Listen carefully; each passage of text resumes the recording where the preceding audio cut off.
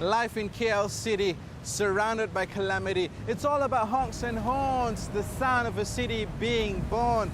This ain't no California, this is Malaysia. Now I might mash up with pride, but where is my ride?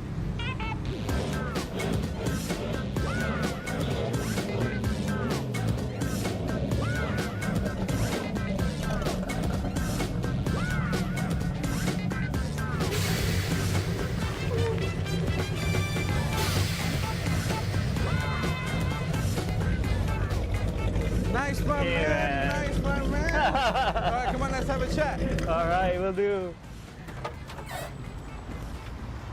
For the first time in this show, I'm going to use this word correctly.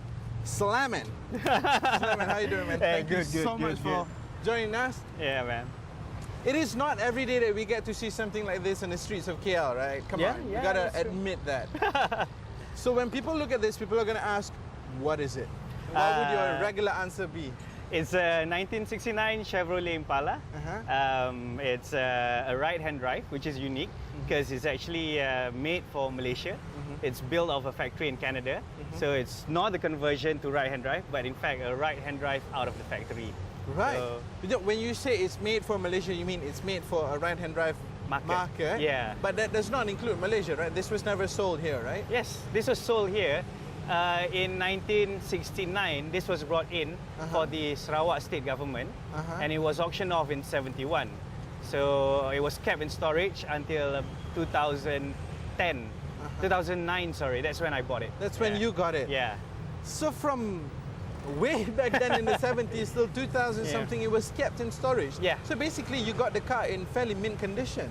Yeah, pretty mint. There was a bit of work done, a bit of rust issues, but the previous owner did all that, so all I did was slam it to the floor. Yeah, well, I want to find out about that. This is, after all, pimped. Yeah. So you cannot get a car more pimped up than this, yeah? Oh, okay. Right. Well, okay, well, what have you done to it? All right, I've refurbished the engine. It's an original Chevrolet engine with a bit of bling. If you want, I can show it. Let's pop the hood and have a look at it. So this is the beast. Yeah, this is the beast. 400 cubics, naturally aspirated with Edelbrock aluminium heads, much performance serpentine belt system. So if you see on older cars, they run a lot of belts. There's usually 2 or 3 belts, but this one is running on a single belt. Makes the engine run smoother. Everything it doesn't runs get in tandem. man. Electric fans, just like a modern car. Air conditioning, power steering. A bigger alternator to pump up the juice for the air ride system. But it's pretty much it's a cruiser, you know. It doesn't get overheat in the traffic. Nice. Yeah, because I like to cruise on Friday nights when there's a lot of traffic, man. Right. You see, when I look at a car like this, from the outside, I would imagine once you pop the hood, you're going to have a mammoth of an engine in there. But this is actually a small block. So what's the extra space for? All right. American cars come with a variety of engine styles, you know, from your 6-cylinder inline to your small block, which is this, to a big block. So basically the engine compartment needs to fit all that. Now what I did was actually during restoration added on these panels here just to make the engine stand out a bit more. And all the water bottles and all the fuses and stuff that it's not really nice to see. I hide it in the panels. In the bonnet closets. Let's call it that. And it's all accessible via this little flaps here. Man. Yeah, man. Well, let's have a look inside then. Yeah, sure. Let's check this out. I feel like I'm in an episode of Fast and Furious. All right, what do we have here? Yeah, this is the console, I guess. We refurbished it. This is an apartment. It's not a console. Officially, it's a 6-seater. Yeah. You know, you can sit here. It used to have a column shift, but I swapped that out for a Hearst quick shifter. So what this does is actually manualize your automatic. This is on an automatic car. Yeah. So you can go 1. So this is on 1. So you can push it at 1, 2, 3. So it's actually now a sequential gearbox. Yes. It's a sequential gearbox. nice. Okay. So a modern stereo, obviously, air conditioning. Is this air conditioning an yes, add-on? Yes. This was added on by the previous owner. Right. Okay. Car like this doesn't come with air conditioning. Yeah. Not from the States, no. At least, Yeah. Some moon ice gauges and simple stuff like that. Just Right. to keep it original, but a bit of an attitude attached to it, lah. Yeah. Nothing too major. Well, the money piece here is, of course, the horizontal speedometer. Yeah. Man. That is the thing that makes Yeah. these cars special. Yeah. And for a car this big, you've actually got very, very thin steering wheel, yeah? Because American cars are power steering from the 1950s, I think. So you don't need to really grip your hand, your steering wheel to turn. Yeah. So most of the time it's just a narrow steering like this. Yeah. Just chill and cruise.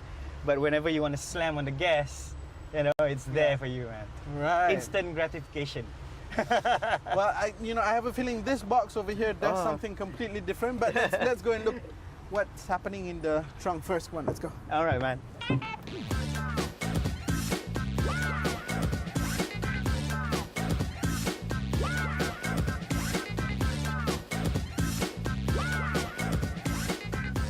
Okay, let's look at this. All right, here we go.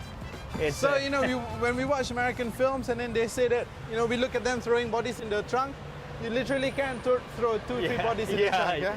You can. But this is not normal because we can see that over there. What's that? That's the air ride suspension. Uh-huh. Yeah. What it is actually is a pneumatic pump. Uh-huh. Yeah. The compressor feeds air into the tank at the back. Okay. And those 4 valves actually sends air or shuts air to the 4 suspension bags. Right. So each wheel has a bag which deflates and inflates. Inflates when you need it, yeah? So that's how you did the slam down effect when you came in earlier. Yeah, okay. Yeah, it's not practical to have your car slam every day. Of course, so unless you want to be grinding on the road the whole time. Yeah. I could go lower, Uh-huh. which I'm planning to do, and really scrape the floor. Really? That'll be more fun, with sparks in the back. Yeah. Well, can you do something like this? Did you get this done over here and did you buy the parts over here or did you get them imported in? I bought the part from the States, but I had it done here. Right, okay. It looks more complicated than what it is. It's actually a set of valves, compressor and air tank. It's not very hard to do. It's probably the brackets that you need to make for the tires. Right. But guys here, Malaysia boleh. Malaysia boleh, yeah. No. We don't need West Coast Customs. No, we can no. begin it. Yeah, man. So, okay, all in all, I said, what's the experience of owning this thing? Because, like I said, you don't find many of these little beauties out on the streets. Well, it's going slow and low in traffic jams. A Ferrari comes next to you and everybody's looking at your car instead. It's a which cheap is the thrill. best. It's a Which cheap is the thrill. best part, yeah. Yeah, but there's a growing community. Yeah. There's a Facebook group called Muscle. Now I think membership is almost 20. A lot of guys are importing cars from the States now, so you're going to see a lot of American cars. A lot of guys doing up their classic cars.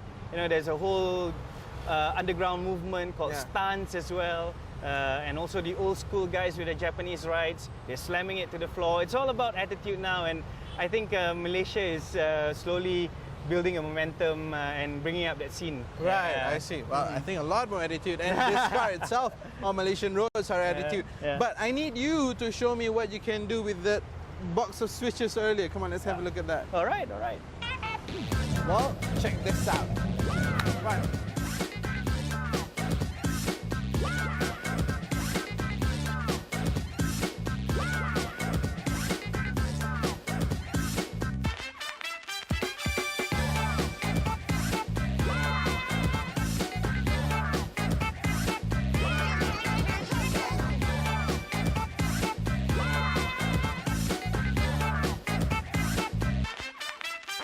See, looking at this car makes me feel like I want to go back to California where this thing would probably roll the streets in with pride. Okay, I said, what are your plans next for this baby here? I'm going to say goodbye to it for about a year because it's going on a body off restoration. Okay. So, it's a 40-year-old car. about time for it to, have its refurbishment. So you already refurbed it, but now you're going to have a proper refurbishment, yeah? Yeah. What sort of stuff do you plan to do? A bit of rust issues here and there, just to get it nice and new again. That's Okay. about it, man.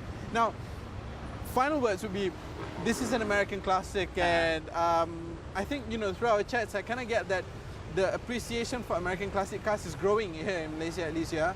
So what would your advice be to the next person out there who's thinking of looking at ebay.us, looking at those nice Mustangs going for next to nothing? Yeah. What would the advice be? Buy one. Because it's, I've been playing and toying with classic cars for a while, from Volkswagen to now this. So the cost of actually refurbishing an American car is not as expensive as a lot of people think. With the exchange rate and eBay being what it is, catalogs. So if you have a passion for it and you want to get one, go ahead and get it, because it's a easy car to work on. You can do it yourself, really. And it's the easiest way to make sure hits turn your way instead of any other way when you're out on the streets, yeah? Yeah, man, especially when you're next to a Ferrari. That is the money shot. Okay, I said thank you so much. All right, thanks. One final request, you're gonna take me for a ride, man. I will, man. Come I on, will, let's go. definitely. All right, we'll see you guys again soon. Take care.